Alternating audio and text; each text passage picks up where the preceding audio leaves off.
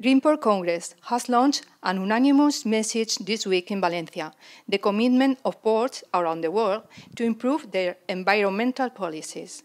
The top three for this year and for the last 3 years, in fact, has been number 1, air quality, number 2, energy consumption, number 3, noise. And this very much reflects the concerns also that citizens living around the ports have. The port measures to reduce emissions, noise and vibrations are the top ones in the list. It is very important to work together in the field of creating a market for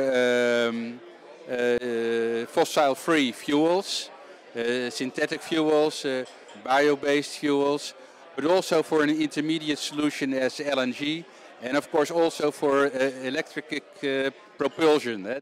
Valencia Port is one of the most active in terms of environmental protection and the defense of clean energies, as wind or solar ones. A corto plazo, pues utilizar LNGs, que es una de las vías que la propia Comisión está apostando y apoyando.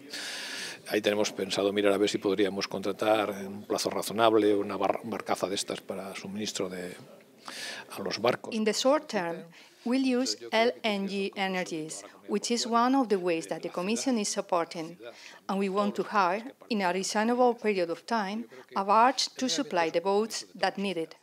Meetings as Greenport show the interest of ports around the world to work together in the implementation of clean energy and the fight against climate change.